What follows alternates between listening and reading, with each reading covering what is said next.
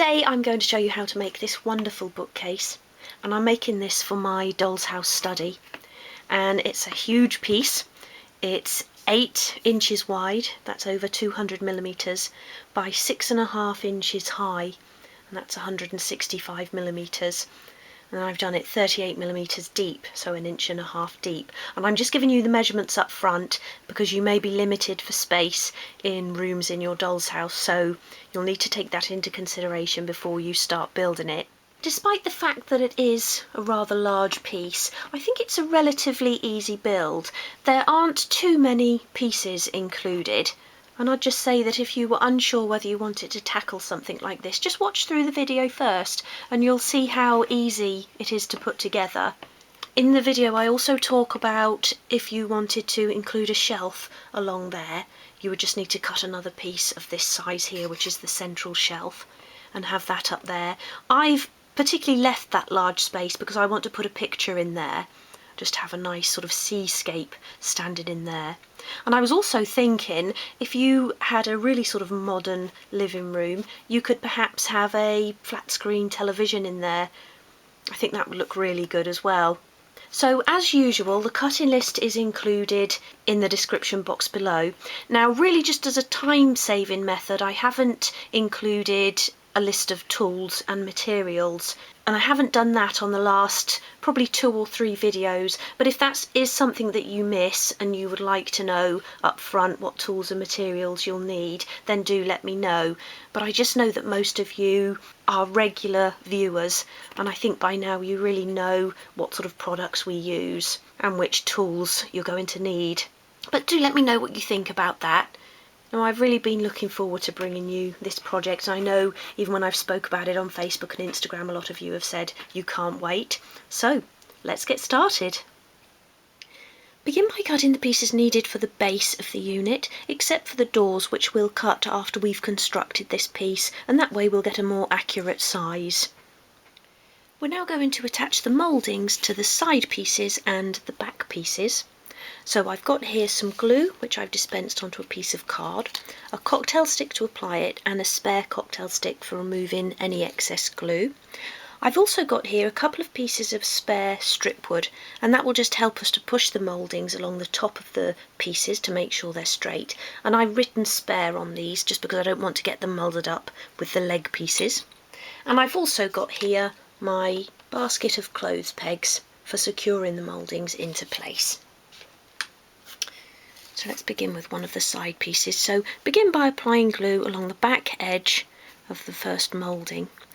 And I always just check the piece just to make sure there's no little nicks or dents in the wood or anything. And if there is, I glue that piece down. And that's a good little habit to get into, just to make sure you've always got the nicest side of the wood facing. You can then bring in your spare piece of strip, push both pieces up against it. Make sure you're flush along the sides as well. Just move that out of place as I did that. Press it down as well, and then remove any excess if you need to. Turn that around and do the same thing with the other moulding.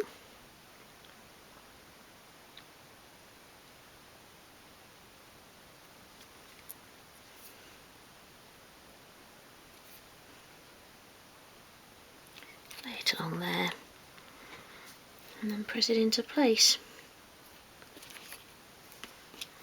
Again, remove any excess glue, and we can then secure those using our clothes pegs. A couple along the top there.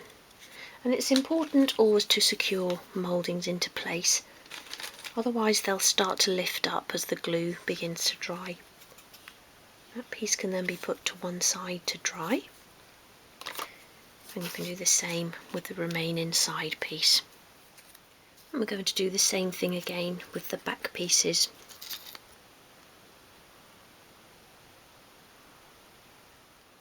Press that down. Just use that to make sure it's right along the top edge again. A little bit of excess glue there. And the same at the other side.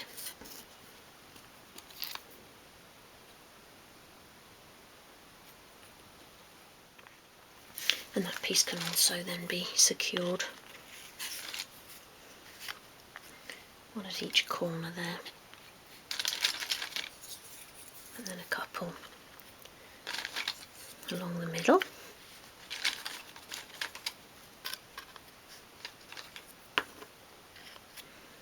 That piece can also be left to dry, and then just repeat that again with your remaining back piece.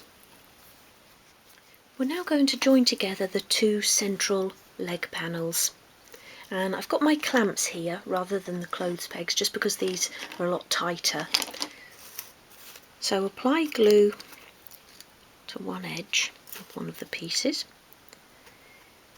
and this is going to be used as a joiner really, to join those two bottom cupboards together.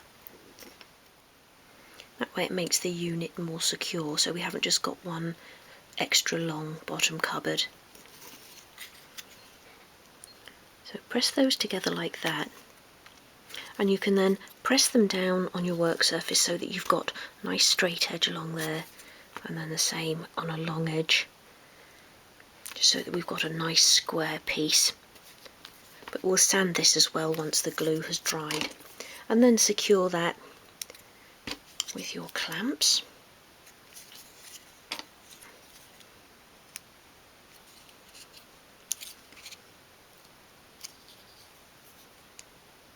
That piece had slid across there, so I just slid it back into place. These are lovely and tight, these clamps with the orange tips. Ideal for things like this. And that piece as well can be left to dry. Once you've allowed enough time for the glue to dry, remove the clothes pegs and then sand along the edge of each piece with your sandpaper flat on your work surface. Hold the piece straight up like that and just sweep it across the sandpaper. Just go in the one direction so as not to round off the corners, and I've done these pieces, so do the side pieces and your back pieces, and you can sand along the edge of your joiner piece as well, just to make sure you've got flush edges for when we attach the legs, which we're going to do now. Begin by applying glue along each edge of the side piece.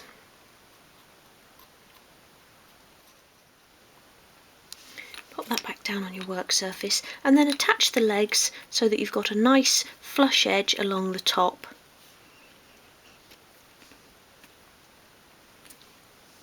And you can bring your spare pieces of stripwood back in. And first of all, check that you've got that flush edge, like that, and then you can use them to press the legs against the edges of the side piece.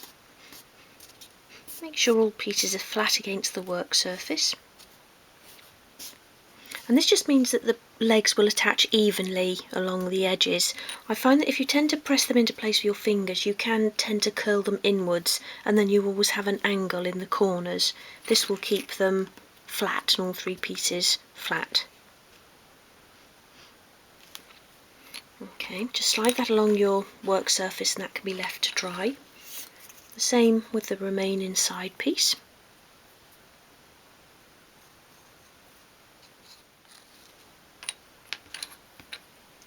And the same with the joiner piece.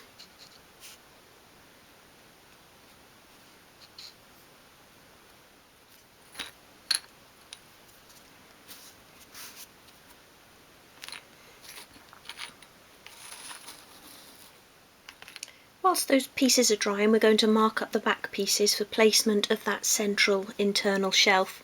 So turn the back piece moulding side down and then turn it lengthways like that.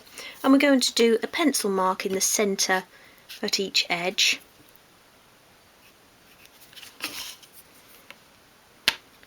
Same at the other edge there. And then turn the piece and join those up. And position the rule just below the pencil line to allow for the thickness of the pencil nib. And do the same with the other back piece.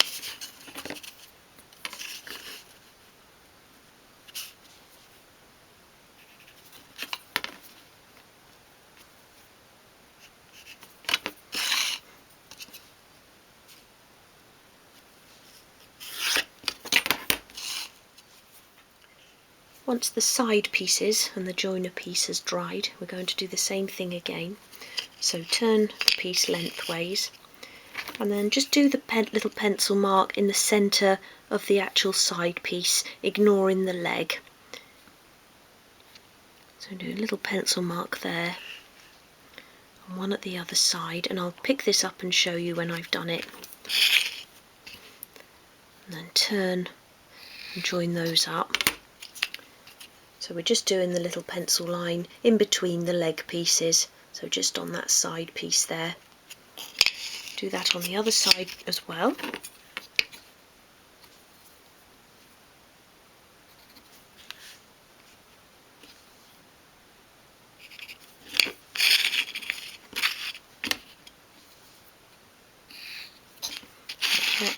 And then on the joiner piece, and the same thing again, just do it on that central piece.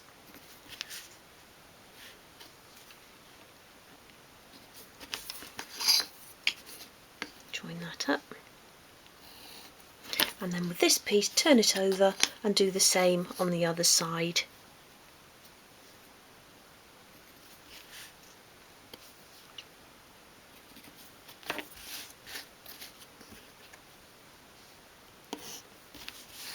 Like that, and we can now begin construction.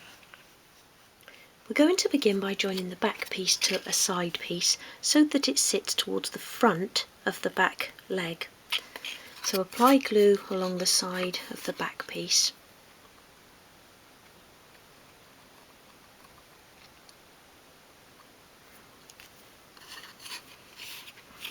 And then making sure it's sitting at the top of the back leg, your nice flush edge along the top. Press it into place. Your pencil lines will line up as well. Press it down like that, keeping it as upright as you can. And I'll just turn that and show you what I mean with the back leg there. So we're sitting towards the front edge of the back leg, so you've got that little lip at the back there, the same as you've got on the side. Put that back down and remove any excess glue from the inside as well.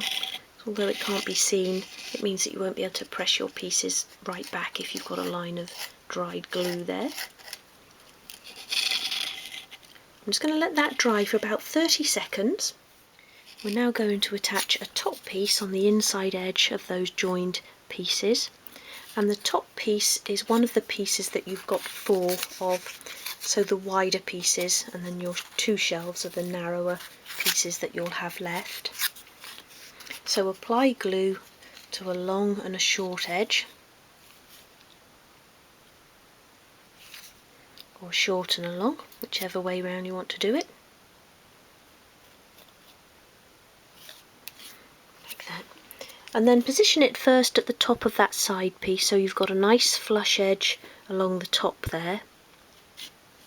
And just rub your thumb along there to make sure, and then pull that back piece in to meet it, and that will square the piece off.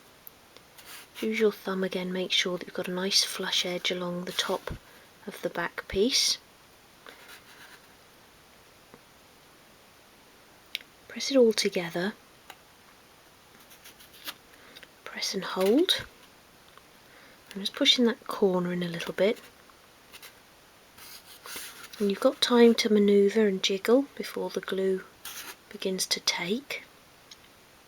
So use that time to have a look around the piece and make sure everything's sitting where it should. And you can carefully remove any excess glue. We're now going to attach one of the shelf pieces, and this is going to sit so it's sitting centrally over that pencil line. So you're really just using it to hide the pencil line. So again, apply glue to a short and a long edge.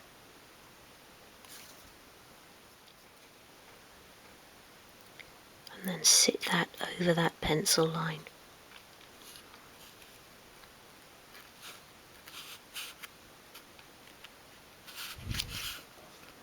Press it into place, making sure it's right into that back corner. I'm just going to nudge that up a little bit. And even if you're not sort of planning on displaying things inside your cupboard, these shelves are adding strength to the piece as well. And when you're building a piece that's quite big like this, quite wide, it's a good idea just to put a shelf in, just to strengthen the piece. Have a look from the front, make sure that's straight. Nudge it down a little bit like that. And again, remove your excess glue without knocking it out of place. That. We're now going to attach the bottom piece, again on the inside edge there.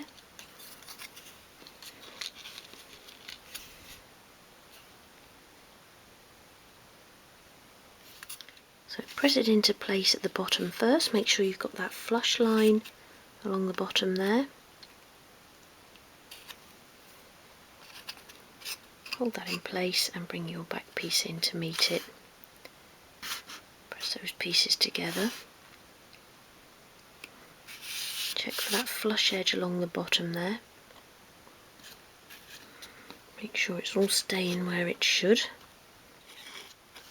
And we can now attach the side piece, but I'm just going to let that dry again for about 30 seconds.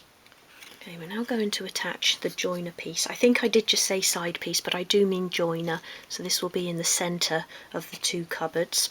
So apply glue along those edges.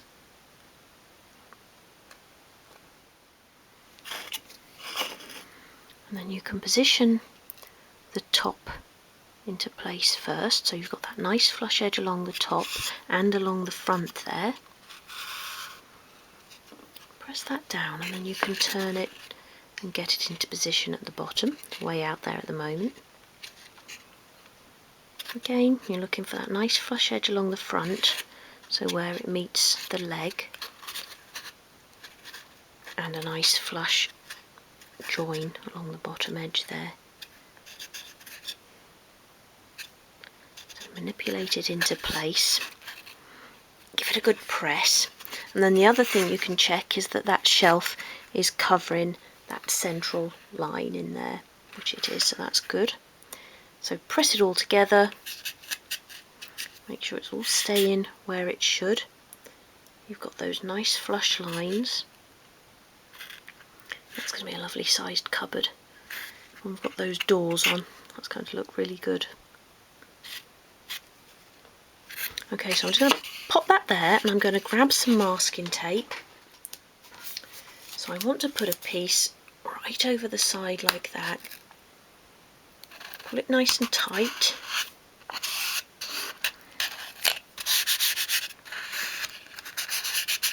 And I'm going to let this piece dry off then before continuing.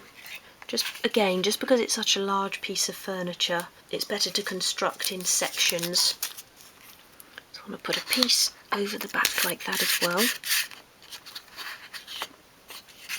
And then I'm going to put a piece right across the front as well to really hold that central shelf in place. Put that around there. And again, pull that nice and tight. There's a little bit of glue residue in there I can still see, so I'll get rid of that. Once you pull it all tightly together like that, you'll get a little bit more glue seeping out of the joins, so always have a check. Just easier to remove it at this stage. That piece can then be left to dry. We're now going to attach the second back piece, and I'm doing it up this way just because I find it easier to construct this way than when it's laying down, because then you have to prop pieces of wood underneath. So it's really just easier to have it on its side like that. So I've propped the camera up high and we'll do it this way. So apply a line of glue along the side of the back piece. And again we're attaching that at the front of that back leg. And your pencil lines will line up. Make sure you've got a nice flush edge along the top and along the bottom. And it should be sitting just on the join between the joiner and that back leg. Press it into place.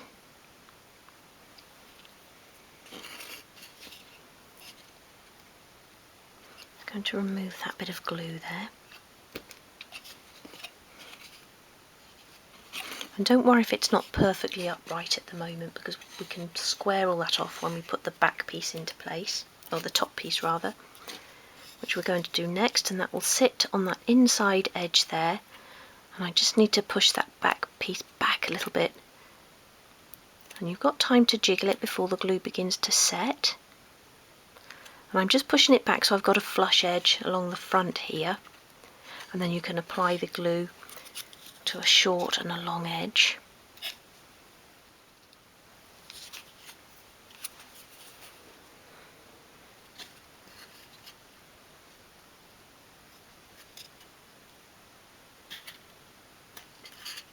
That's sprung forward again, so I'm just pushing it back. Make sure you've got a nice flush edge along the top there. Press that down, and then you can bring that back piece in to meet it, and that will square it off. Just holding that in place for a moment. We're now going to attach that central shelf.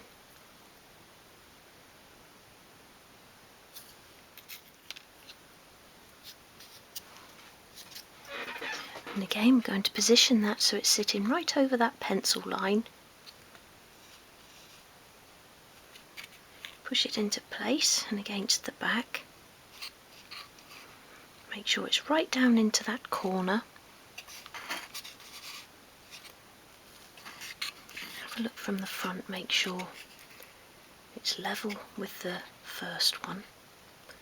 I just need to jiggle it around a little bit. It needs to come down at that end. Again, you've got time to jiggle things around before the glue sets. We can then put the bottom piece into place.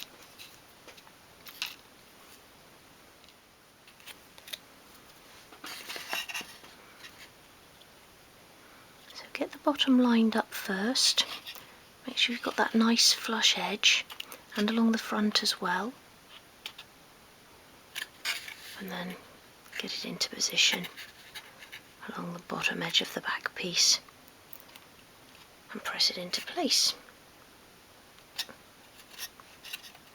Make sure it's all staying where it should. We can now attach that final side. So again, apply glue to the edges.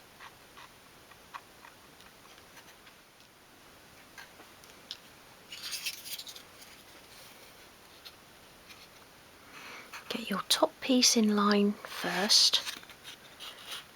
You also want to make sure you're flush along this front edge. Just turn that around and look from the top there. Make sure you've got that flush edge there, and hold on to that, and look from the bottom edge as well. Make sure you've got nice flush edges along the front of that leg as well. Hold it into place for a moment. Have a quick peep inside, make sure that shelf is staying where it should. I'm going to pull that one end down a little bit. Then I'm going to grab some masking tape again. Again, I'm going to place a piece right over that side like that. Pull it nice and tightly. Make sure you're not knocking the top and bottom pieces out of place as you do that.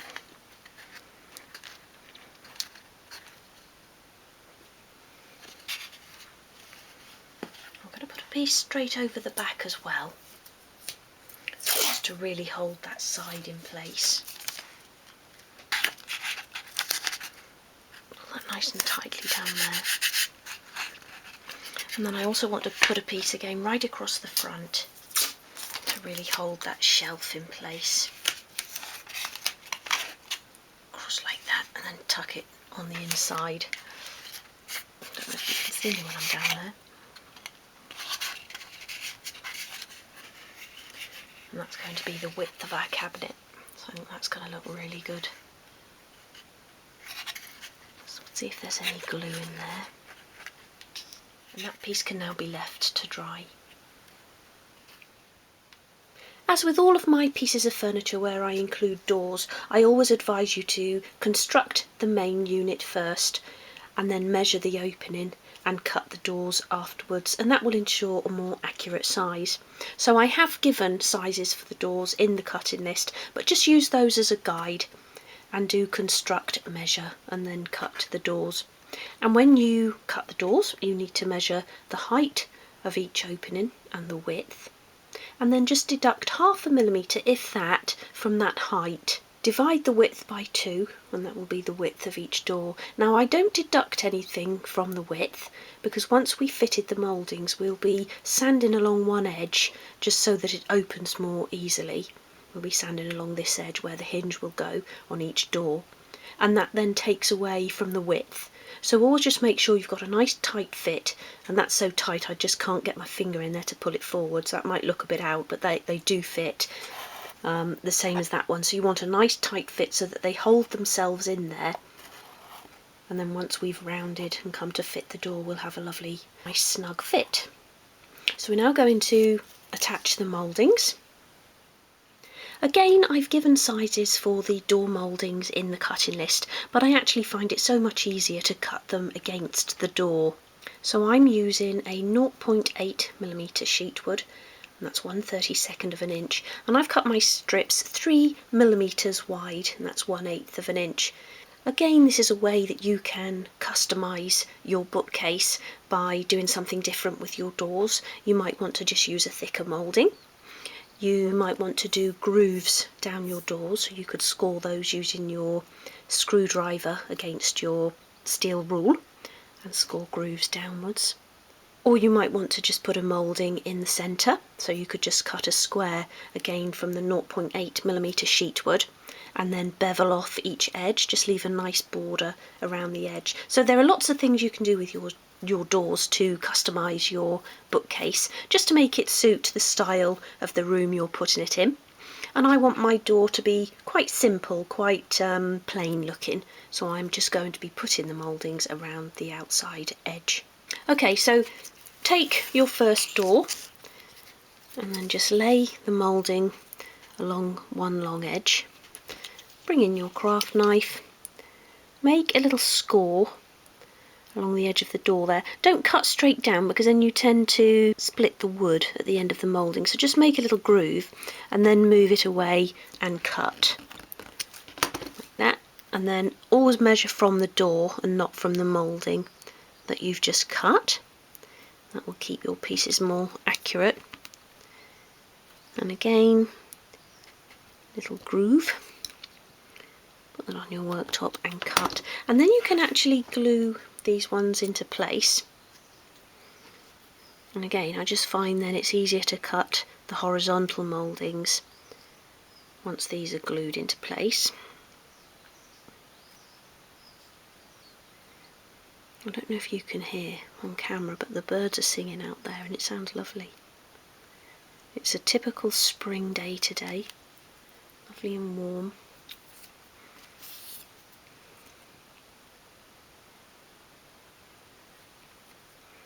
So glue that into place, making sure you're getting it right along the edge of the door there, and obviously that you're flush at the top and bottom.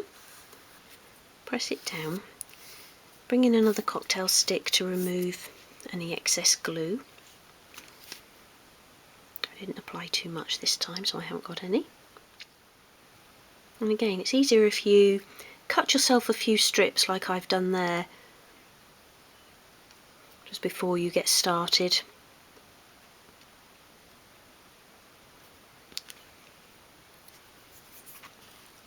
And across the other side there.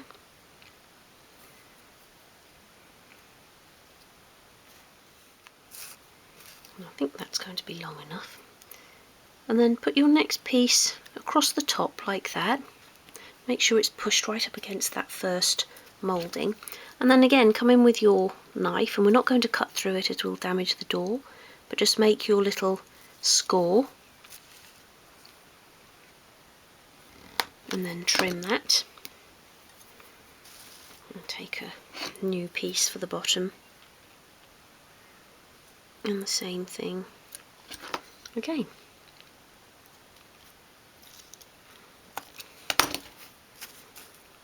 And then they can also be glued into place.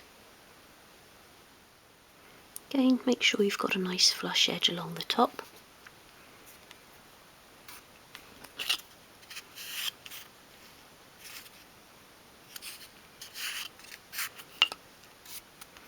A little bit of glue coming out on that one, so I'll just get rid of that. Make sure you don't knock the moulding out of place when you do that. And the bottom one. And I'm checking the mouldings as well to find the nicest side. And just really if there was any little nicks out of the wood or too big a groove or something, you could just put that face down so that it can't be seen. And that's a good habit to get into. So you always got the neatest edge of the wood facing forwards. Press that down as well. And then I'm going to bring in my clamps. Actually, I'll use my clothes pegs with this. And it's important that you secure mouldings, otherwise as the glue dries they'll try to curl upwards, and especially when you're using a thin wood like this, so always secure them into place. I like to get one right on the corner there. And I'll put another couple at each edge.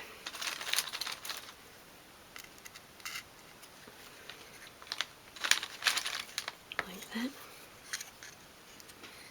And that can then be left to dry, and you can continue with your remaining doors. So once you've allowed enough time for the glue to dry, remove the clothes pegs, and then you can actually sand that face down on your work surface like that and just go round in small circular motions. And I've actually already done these, but that then just gives you a lovely flush front to the cupboard. And now we're going to round one long edge of each door, and that will be the edge that we're going to pin hinge, so that sits along the edge of each opening, like that. So with your sandpaper again flat on your work surface, hold the piece at a 45-degree angle, and as you sweep it towards you, bring it into an upright position. And 3 sweeps should just be enough. You just want to very gradually round it over like that, and then turn the piece and do it on the back side of the wood as well. 3 sweeps again. And that just helps the door to open a little bit more smoothly. So do that with each of the doors.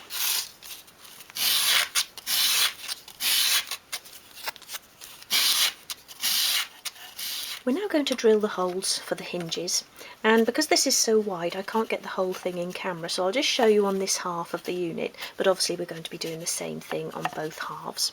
So bring in your rule and a nice sharp pencil, and we're going to make a little pencil dot 1.5mm from each edge of the piece of wood, so that's not from the edge of the leg but just from the top piece of wood, and 1.5mm, 1/16 of an inch, back from the front edge. So we'll have 4 little dots there and there, and 2 at the bottom, all in that position. So just line your rule up there, do a little line going from back to front like that. Do that at each edge, 1.5mm, 1/16 of an inch, and then you can turn the piece. Again, I don't think I can fit it all in, but let me just show you there. And go back 1.5mm and do your little dot on that line that we just made. Like that. And the same at the other end. I didn't really need to turn it around like that, did I? Just go like that. And 1.5.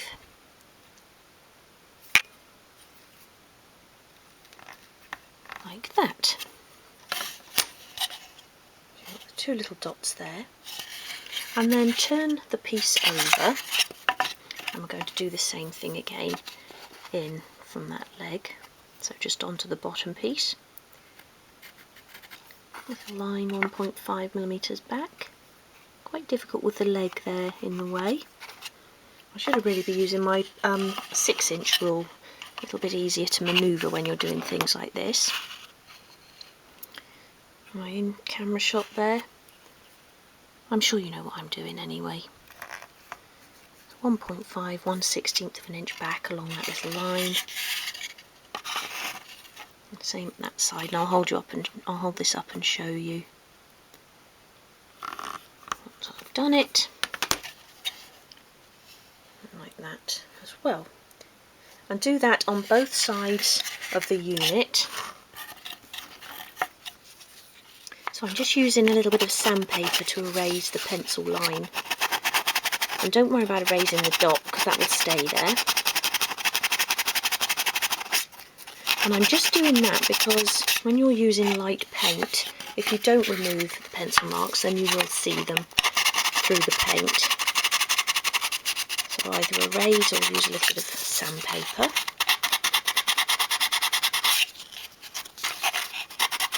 Like that. And then we're going to drill those holes. And I'll do the bottom first, seeing as we're already here. And in my mini drill, I've got a 0.75mm bit. That's 1/32 of an inch, but you just want one of your finer bits that will be about the same size as a dressmaking pin, because that's what we're going to be using for the hinges. So get your drill so it's upright like that and drill through. And don't go too hard with it, because this is quite a wide piece, it's quite weak, so you don't want to end up pressing through there or splitting the wood. Just go nice and gentle. And again, I'm only pointing that out because it's just things that I've done before. Very frustrating when you're working on a piece. If you do ever happen to split a piece of wood when you're working on something, though don't panic, just try and leave it where it is. Don't sort of be tempted to pull it apart, and then apply glue. Just sort of work some glue into the crack and you should be able to sort of force it back together. If ever it happens again, I'll sort of record it and I can do perhaps a little tips video as a separate video or something like that. I always think about doing a little tips video of things that sort of happen as you're going along.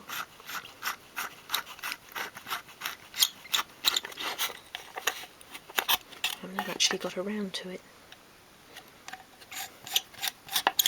And that one as well. So I'll just change camera angle, bring in your dressmaking pins and take your first door and actually put it into position.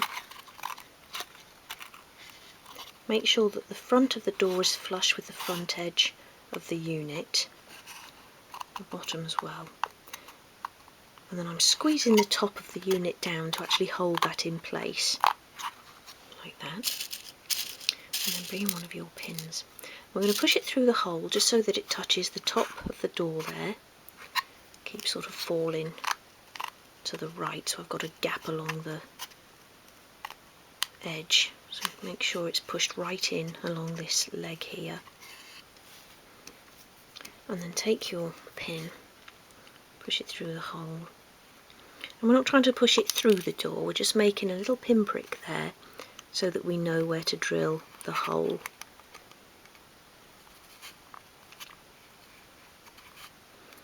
Use pliers if you don't want to press down on the pin head there. Actually, I'm just going to do that again because I just keep thinking it's falling forward a bit too much. And then the hole will be right at the edge of the rounded thing. So let me hold that in with that finger as well. Yep, so push it down so that you can feel it going into the top of the door like that. And then you can actually leave it there. Turn the piece over. Again, I'm sort of squeezing the top and bottom together so that it's staying where it should. And then do the same at that bottom edge. And this is just to make the mark, like I say, for the hole that we're going to drill. And then once that's secured in there, you can just make sure it opens nicely, like that. And then put in your second door. Make sure you've got a nice flush front edge. Push it against that leg. And the same thing again. Put that one in as well. Once it's secure, give it a try. And then you can take that one out and do the remaining two doors. We're now going to drill the holes into the door. So I've secured the door into my desk vise, done it up nice and tightly, and I always have a piece of kitchen towel in there because when you're working with soft wood, the jaws of the vise can tend to dent the wood. So it's a good idea just to tuck a piece of kitchen towel in there. Make sure your door's nice and sturdy, and then hold your drill as upright as you can, otherwise it might split through the wood, so do keep it upright like that. Drill down, and you want to go down by about 1/4 of an inch. So just before you do it, just have a look at the length of your drill bit and work out on there how far down you need to go. It's probably going to be about halfway. And then a good way to test that you've made the hole deep enough, bring back in your dressmaking pins, pop a pin into the hole like that, put your thumb at the top and pull it out, and that will tell you how far down you've gone, and that's about right, so probably a little bit more than 6 millimeters, 1/4 of an inch, but that's okay as long as you've got at least 6 millimeters there, and that way you'll have a nice secure door. So do that each end of the door.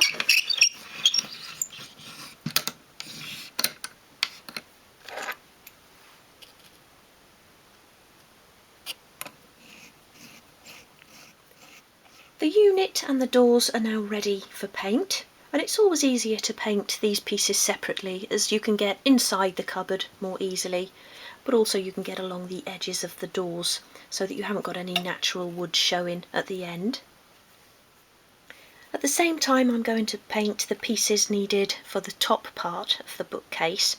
And again, I just like to paint these separately because when you're making things with lots of little shelves, it's very difficult to get in after you've painted and sand. So I just find that you get a better finish if you paint before you construct on projects like this. So the only pieces here that I'm not going to be painting is the base top, which I'm going to be leaving natural, and also the bookcase top, which I'm going to bevel and attach once we've finished construction, and then I'll apply a coat of paint once it's in place.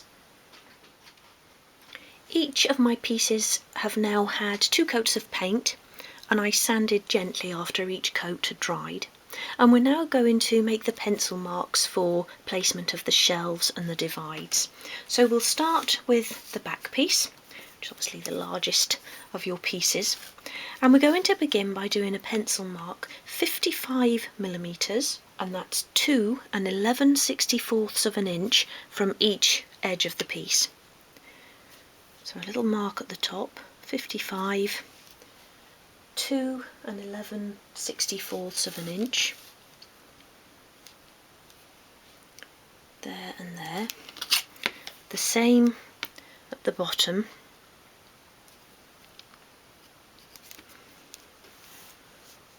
Scoop that along there, do another pencil mark there, and then turn that, place the rule so it's just below those marks. That's to allow for the thickness of your pencil nib, and then you can join those up just faintly like that. The same at the other side, like that. And then we're going to do those same marks on the top piece, so again your longest piece that you've got there, and again 55 millimeters, 2 11/64 of an inch, and again we're just doing a little pencil mark at the top and then at the bottom.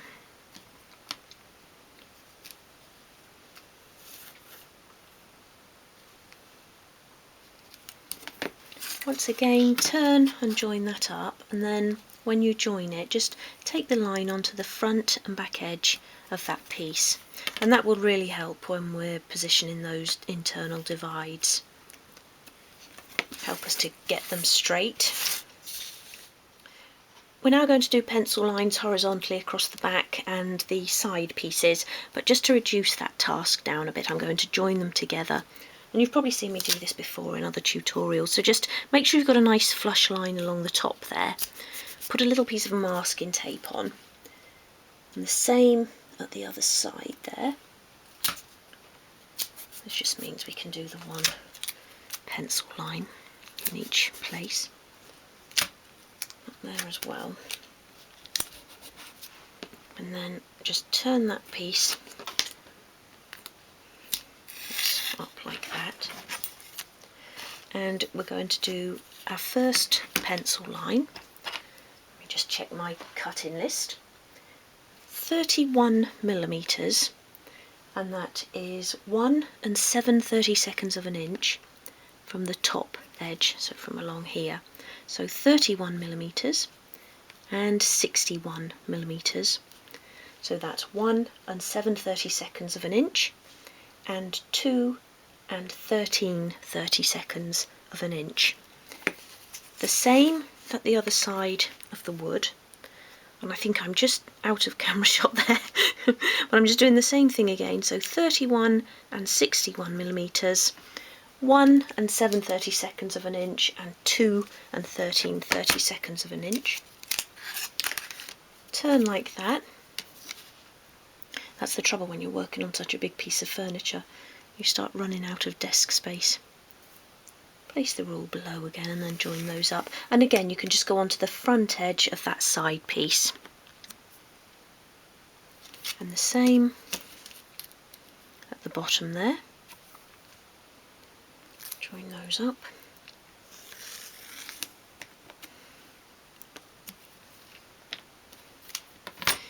Now, I'm not actually putting a shelf in this top central area, so I'm going to erase that pencil line in there.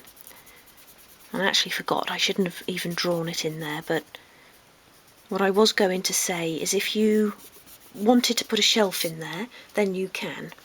I'm not going to, because I'm going to have a picture stood in there. I want to do a nice painting and have that just stood on this shelf here. But if you think you'd rather have an extra shelf in there for books or ornaments or whatever, then you can put that shelf in there. And I'm just rubbing that away extra carefully because I don't want any pencil that might be on the end of the rubber to be showing on the paint. So to actually do that properly, when you're joining that line up, just go along the side and on the left hand side of that line and on the right hand side of that one, and leave that empty. I think I've got rid of it all. Might just do a quick coat of paint on there once it's constructed, and then we can remove the masking tape. So I've got a piece of sandpaper here on my desk, and I'm just going to use that as we go along to sand along the edges of the pieces where the paint has got onto them, and that's just so that everything still fits together.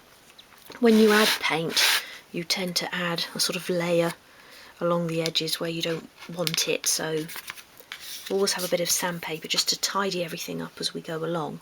And we're going to begin by attaching that side to the edge of the back, so apply glue along the edge of the back piece there. And if you can hear a rumbling in the background, it's my washing machine.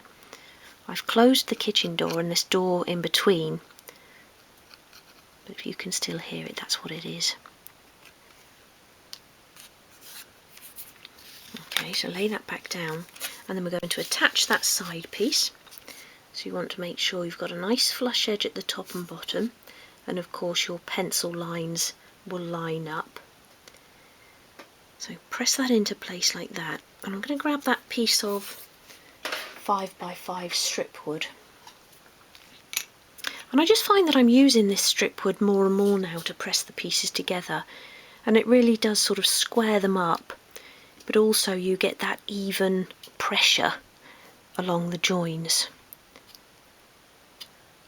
so that it's going to stick more evenly, like that. And then just do another cocktail stick and remove the excess glue, like that. We're now going to attach the top piece. I just looked on camera and I think I need to move back a little so that I can get it all in. There we are. That's something I didn't think of when I was making a larger piece, about actually fitting it in on the camera. Okay, so I'm just checking actually that I haven't got too much of an overhang caused by the glue, and I think I've got a little bit of glue on there. Paint. So I'm just going to sand that off. And don't ever go too mad when you're sanding like that, as you'll bring it back and you'll find then that it's too short. Obviously there's nothing you can do about that then. And you can also even just try bringing in your remaining side piece and lining it up, and just making sure you haven't got any gaps or that it's not overhanging too much. And I think what I actually need to do before I attach that is just sand along this opposite edge as well. Just a little bit of paint along there. That sits flatter now, so let's just try that again. Yep, happy with the fit now. So apply glue to you want the pencil lines facing inwards like that, so you need to apply it to the side, and then one long edge. Okay, so push that into place at the top there, and you want to make sure you've got a nice flush edge along that top. And again, because it's such a long piece, it's more difficult to sort of hold into place as you're sort of gluing. So slide your fingers along the back there, make sure it's sitting flush. I'll just have a peep round there and make sure. Yep, that all looks nice and flush. So get the top sort of lined up first, and then you can come back to that side and pull that in, and that will square it off. Just make sure you've got a nice flush edge along there as well. Press it all together. Like that. We're then going to bring in one of the outer shelves, and you've got 4 of this size, so it's one of those small shelves that we've got there. And again, just make sure that that sits in there nicely.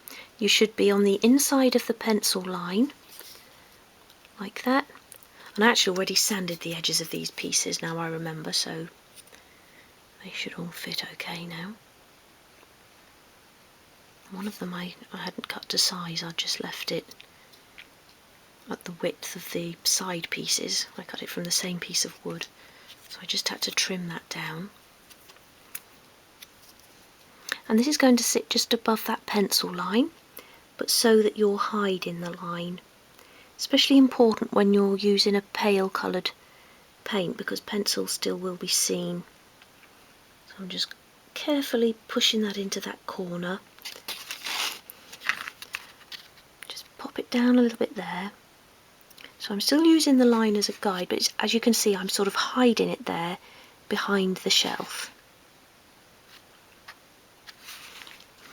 Use the little pencil line we did on the side there to make sure that it's lined up at the front as well. And just press that into place. I just knocked my top piece out. Push that back in. And just be as careful as you can as you're going along, and then once we've got the final side on, we'll put a load of masking tape on, and that will hold everything together. Or if you're nice and patient, you could just wait sort of a minute or so in between attaching each piece for the glue to dry.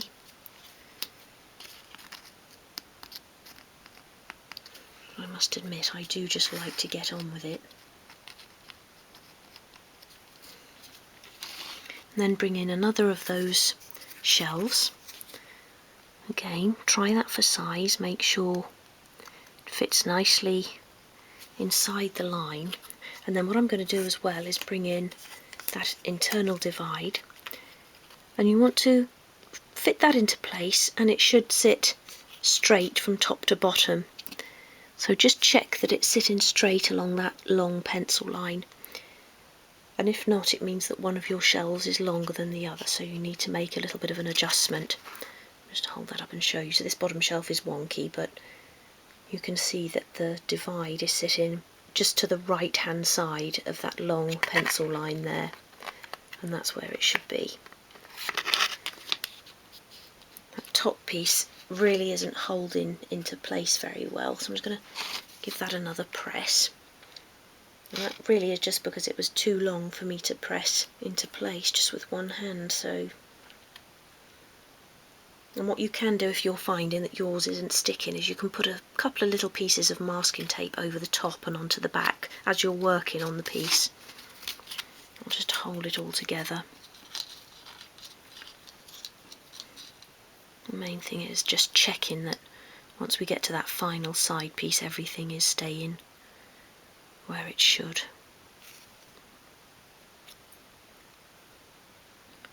Touching the second shelf now on this side. And when designing this, I wanted to leave quite wide gaps between the shelves, because although I could have fitted another shelf in, you then sometimes find that they're too small to put any sort of decent miniatures on. So though in real life these shelves would be over a foot sort of high, I like to have the room to be able to put some nice pieces in there. Of course, again, that's another way you can personalise the piece if you wanted to put extra shelves in, or even at different heights. I always say it, but if you've got a particular collection of miniatures you want to display, you might want to have a think about that before you construct. Might have a really lovely crockery set or something. Also a really nice set of books that you want to display on there, so do have a think about that. And I think with this sort of modern style unit as well, you could get away with doing the shelves at different heights on each side. It would just look like a more contemporary piece. Okay, so we're now going to attach that internal divide. So begin by applying a little bit of glue along the edges of each of those shelves.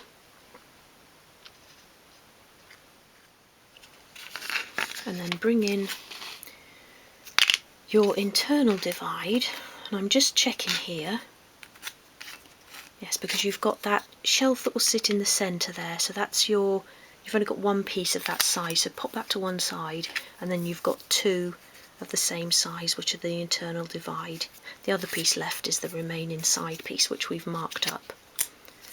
So I just want to very gently sand along the top and bottom of each piece there, and then that will sit in there, and I'm just checking that it's not too long, which it isn't. So then apply glue along the long edge and then along the top edge, and then sit that in there, push it right up against the top, and then just squeeze it against those shelves as well. Have a look from the front, make sure it's all looking nice and straight and even. And already I'm starting to think of little displays that I can do. I'm going to have part books and part ornaments and things like that, and I'm going to make a few bits as well. Sitting actually in here in my real life craft room, I've got like a little boat sitting on the window ledge, and I want to make a little boat. And we bought it when we went away one weekend, and every time I look at it I just remember that weekend away, which was really nice. So this shelf will go here across the middle, so again make sure it still fits and there's not too much paint at the sides, and then you can bring in that other divide and that fits in that little space you've got left there. That's actually quite a nice fit. Once you're happy that everything's still going to fit, nothing else needs any adjustments, then you can continue. Again, one short and one long edge.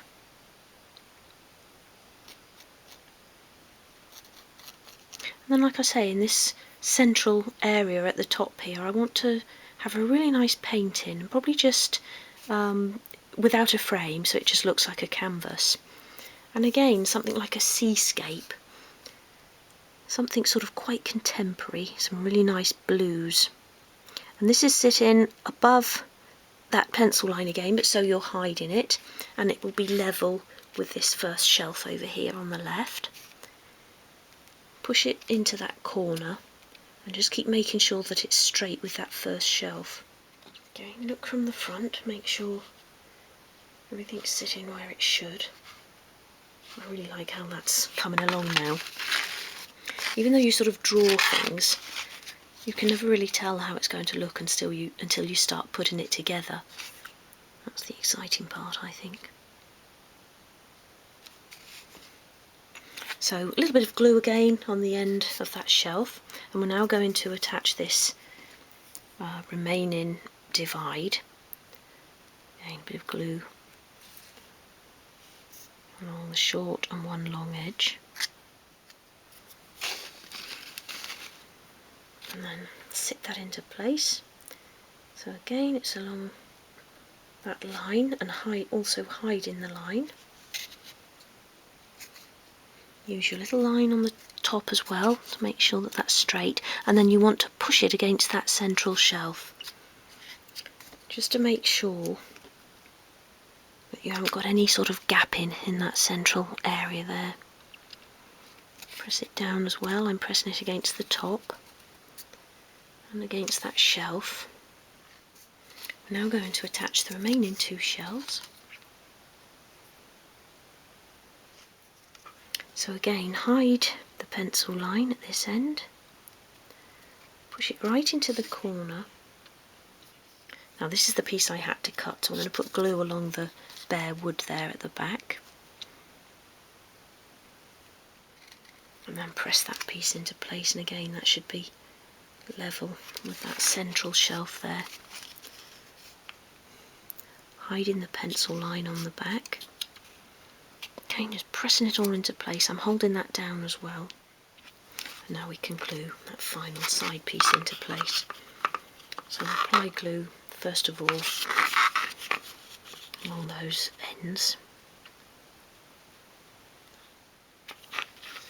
Pop that back down and then bring in your remaining side. Make sure you've got a nice flush edge at the top. And then we can use those little pencil lines to make sure those shelves are sitting in the right place. And then press everything together. Make sure it's all flat against your work surface as well. It's looking good, isn't it? And then I'll just have a quick look round for any excess glue. I don't know if I use less or if it's just not easy to see because it's on white paint, but there doesn't seem to be too much. A little bit in there. That's alright. And then I'm going to bring in the masking tape. So I'm going to put a couple of long pieces right over the front and onto the sides and across the sort of shelves so that I'm pulling all the shelf pieces together. Pull it quite firmly, tuck it around the back, and we'll put another piece along the bottom row of shelves as well. Tuck it around that. Don't want to pull it too tight so that I'm sort of skewing the side, but tight enough that it's holding everything there as well. I'm going to put a bit, I think, right over there like that and onto the back to hold that down, which is still trying to lift up. Put on the top there like that. And again, put nice and firmly. Didn't quite go how I'd planned. Let me just put another little piece right over there like that. Oh, that does make me laugh. Pull that around like that. And I can feel now that that is pressed against the back, so that is holding. And that side was okay. So have a sort of peep around it, make sure everything's touching and everything's holding where it should. And that piece can then be left to dry. And we'll now attach the doors.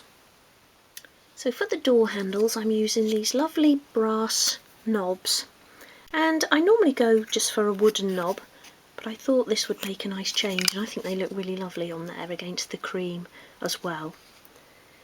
And these knobs are 3.5mm in diameter, so that's just over 1/8 of an inch.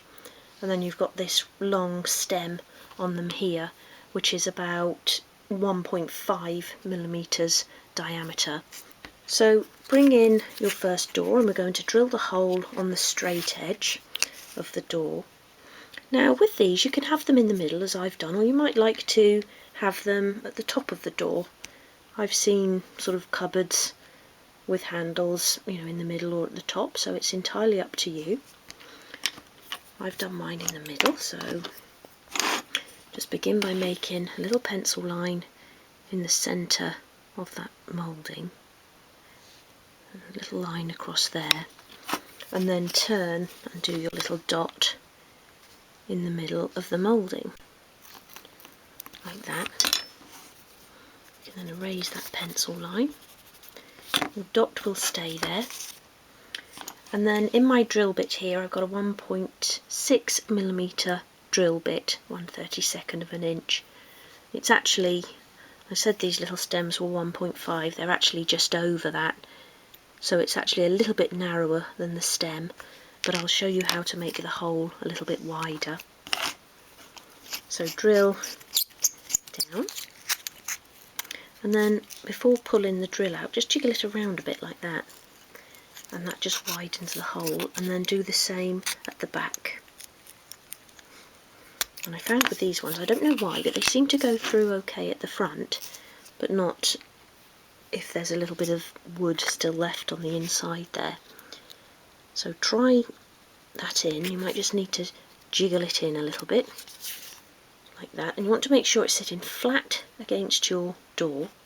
Now that's a nice tight fit, but I'm still just going to dot a little bit of glue in there, and then I know it's nice and secure. So just on the inside of the little drilled hole, and you can pop that into place. And I thought as well with the gold it added a nice little top touch of colour in there. I would normally just use a wooden knob and paint it the same colour as the doors, but I thought that would just take away from, because there's a lot of cream in that room. I really like how they look. So do that with both, or all doors rather.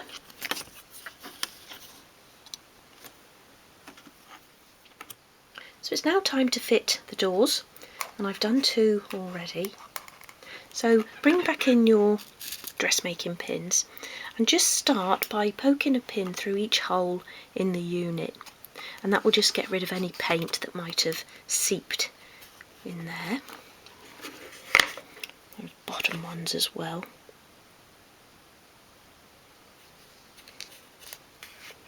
Be really careful when you're doing the bottom, because if the paint sort of really congealed in there and you press too hard, you might crack the shelf or split the shelf. So push that in there like that, and then we're going to put a pin in each hole in each door.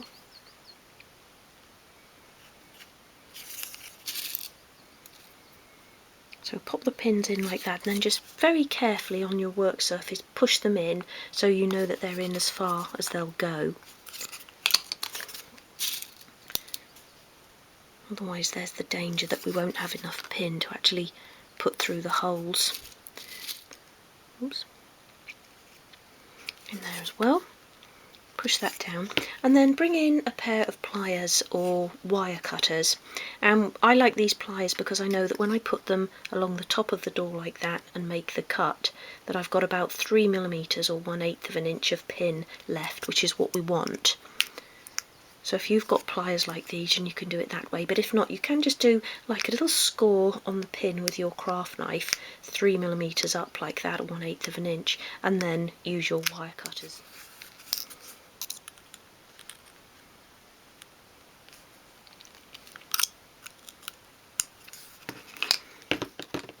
Bring your unit in, and then take the pin out of the bottom of the door, and we're going to push the top pin in through the hole at the top there, and then line up your door, making sure that the front is flush with the sort of front of the top and bottom. And then you can just pop that pin back in at the bottom there, and then bring your pliers in to push that in. Not all the way yet. At the moment we're just searching for the hole, and if the door falls in a little bit, you'll be out of alignment, so make sure that door stays flush at the front. And sometimes that goes in really easily like that, but sometimes it can take a while, so you just have to keep shifting your door to make sure that it's completely flush, and keep sort of searching for the hole with your pin. Now don't push it all the way in, and then you can try the door. Just make sure it's opening smoothly and you don't need to make any adjustments, and then you can push that pin all the way in. And the reason I do that is just that once the pins are in, you won't get them out.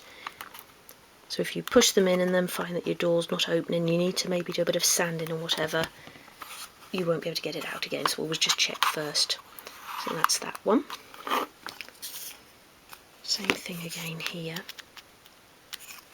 Remove that. Lay that down. Pop that pin in.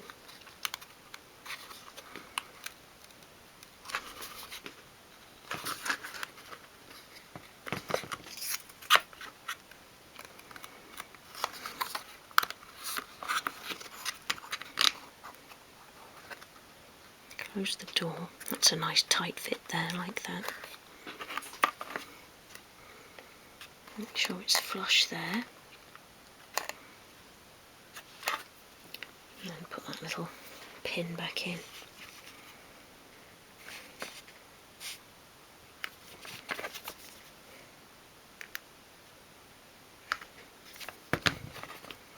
Make sure it's opening and closing smoothly, which that one is. And it's squeaking like that just because it's a little bit tight, but I'd rather that than having a lot of gapping around the outside. And then you can push the pin all the way in. I know a lot of people sort of say they don't want to attempt doors, or it seems too difficult pin hinging them, but it really isn't, as long as you get those holes lined up. And when you're doing a door like this, so that you can actually put the pin in and make the little mark like we did with these, it makes it even easier. So that's the base unit done now. We're now going to shape the top piece, and then we can attach that. So with this piece we're just going to round one long edge and both short edges. So with your sandpaper flat on your work surface, hold the piece at a 45-degree angle, and as you sweep it towards you, bring it into an upright position.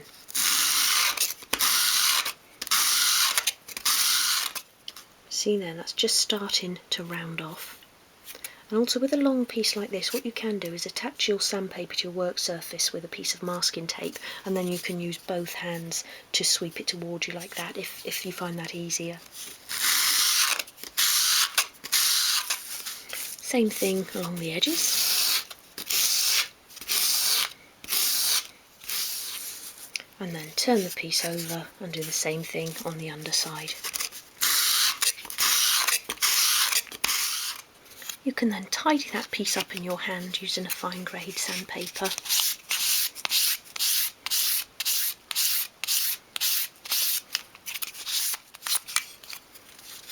You can also just round off the corners of the piece, just so you haven't got those sharp points there.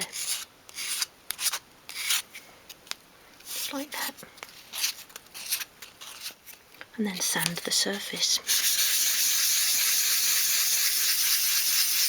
Now going to glue the top piece into place, so apply your glue along the top of the unit there. Determine not to put too much on this time. And then spread that out. Make sure you get it right along the edges and along the tops of the legs there. I've got my clamps ready as well. I'll also use a bit of masking tape to secure it. And then you want to place the top piece so that the straight edge is flush with the back of the back legs. So not with the actual back of the unit, but at the back of the legs, which obviously stick out a little bit more. So I'm just using my fingers there to make sure that's flush. And then there should be an even overhang at each end. Just judging that by eye, and that looks about right. Press that down. And then I'm just going to pick that up and make sure there's no excess glue. I didn't apply too much, so there shouldn't be much. There's a little globule at the front there.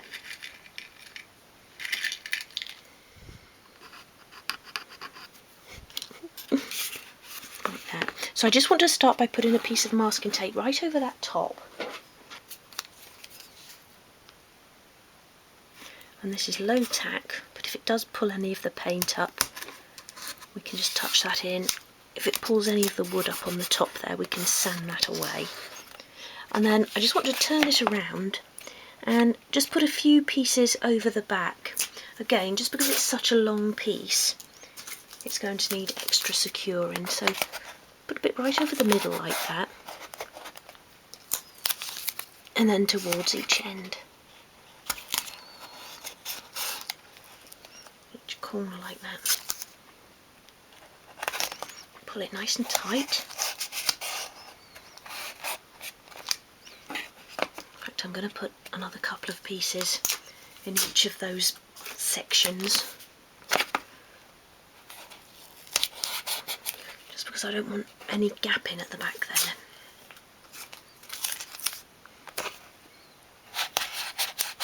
Like that. Turn that around and then just open your doors.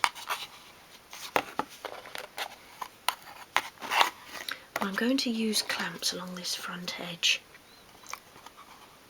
Get those ones right into the corners there. Really important that you do secure it. As you know, once the glue starts to dry, the piece will lift up. And those corners as well.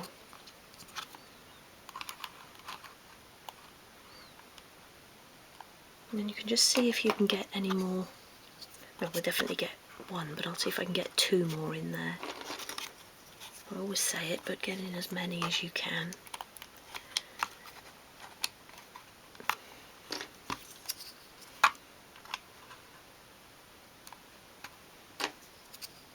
I can squeeze another one in there.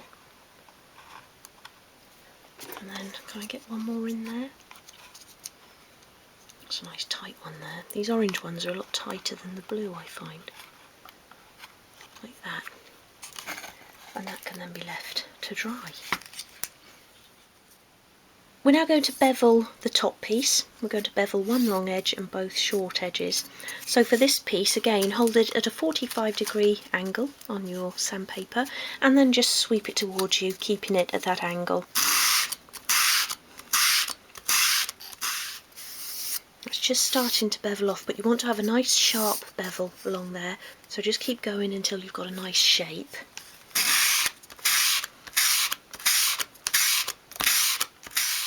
Like that, and then you could do that same thing again at each edge of the wood.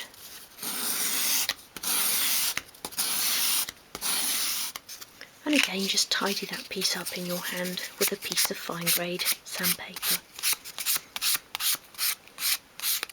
The top piece is now completely dried, and once I'd removed the masking tape, I just went around with a piece of fine grade sandpaper and just sanded off the pencil marks.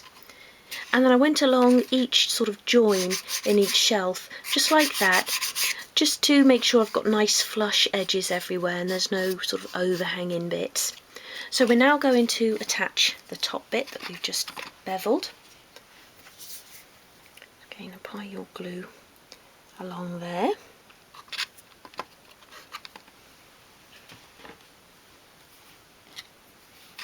Spread that out.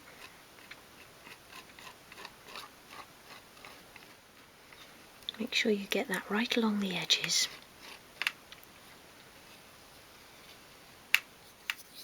Okay, so we're going to attach this piece so the straight edge is flush with the back of the unit, and so that there's an even overhang at each end, and that's usually the width of that bevel. Use your fingers along that back edge to make sure you've got a nice flush edge.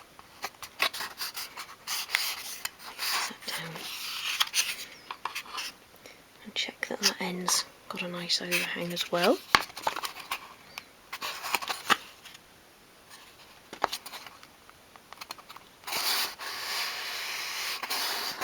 Press it down all the way along, and you can check for excess glue. A little bit along that front edge. So I'm going to put a piece of tape right across the top again. Oh, nearly all stuck together. Again, pull it nice and tight.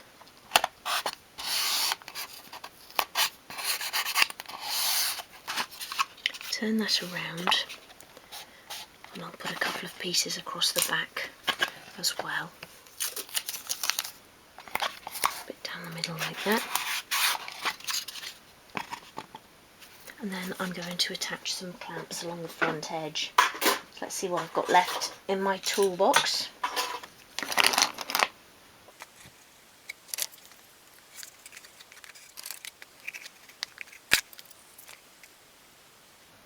There. And again, that can be left to dry. And while they're drying, I'm just off to take my neighbour's dog, Woody, for a walk. So I'll see you in a bit.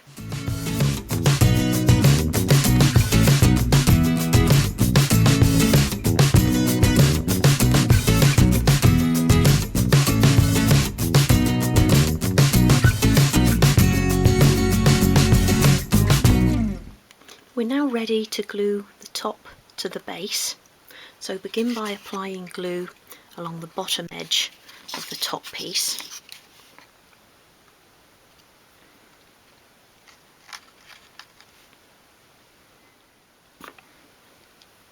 Like that.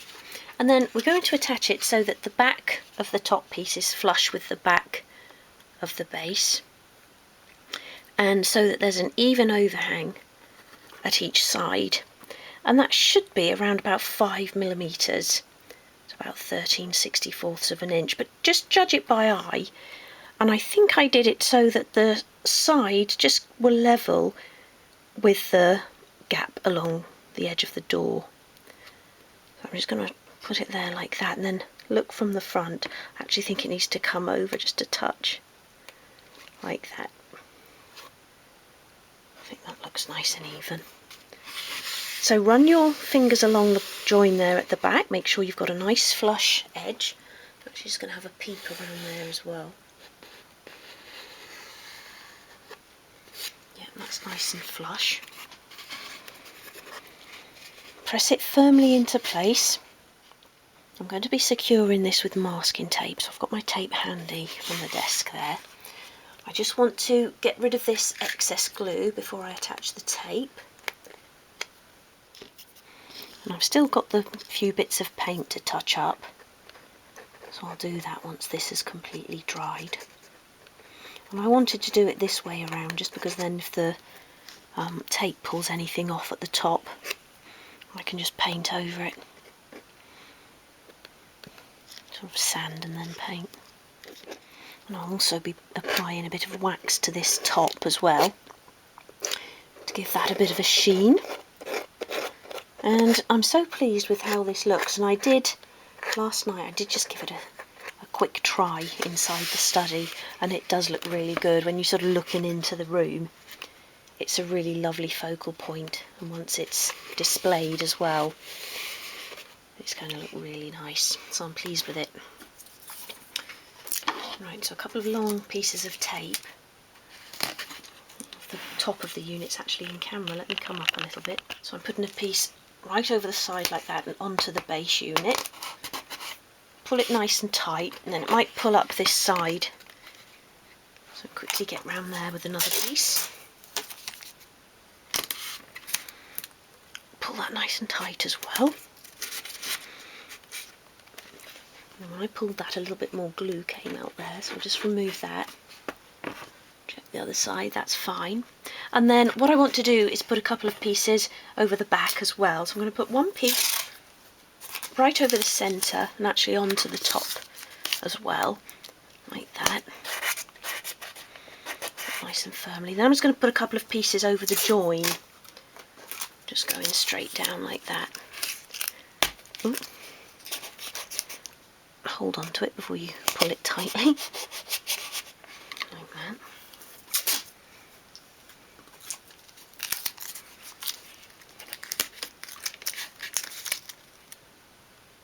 A bit there as well.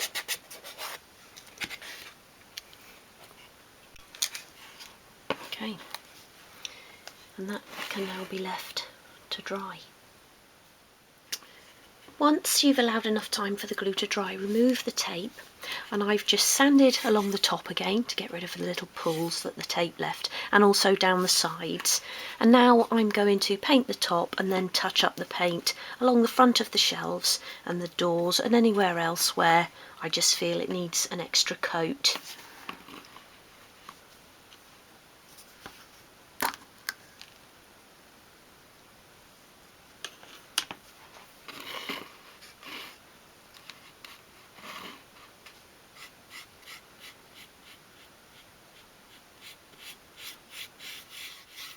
And don't forget you'll need to do a couple of coats on the top so that it matches with the rest of the piece. That's why I'm doing the top first, then I can touch up the paint everywhere else and then come back and do a second coat.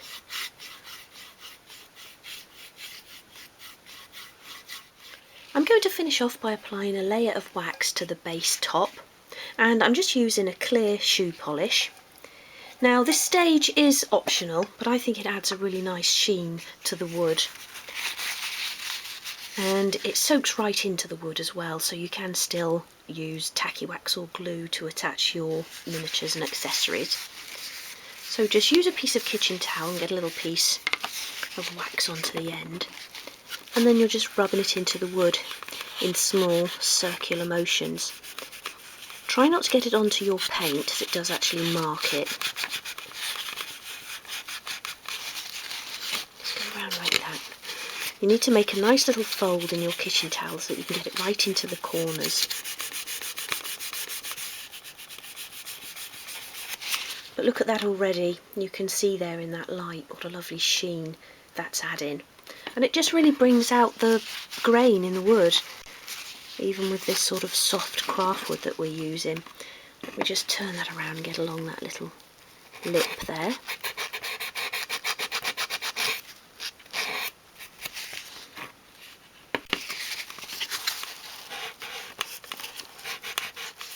Once you've applied a good coat, find a clean piece of kitchen towel, and then you can just buff that in just small circular motions. And that just buffs it to a really nice finish. And there is the completed bookcase. I'm really pleased with how this turned out. I've been looking forward to making this for quite a while, and I think it's going to look really nice in the study, and I'm going to go and try it in there in a moment. I think what I'll do is a whole episode on just dressing this piece, and we'll make some lovely little miniatures to go on there, some books and ornaments and other lovely little bits and pieces.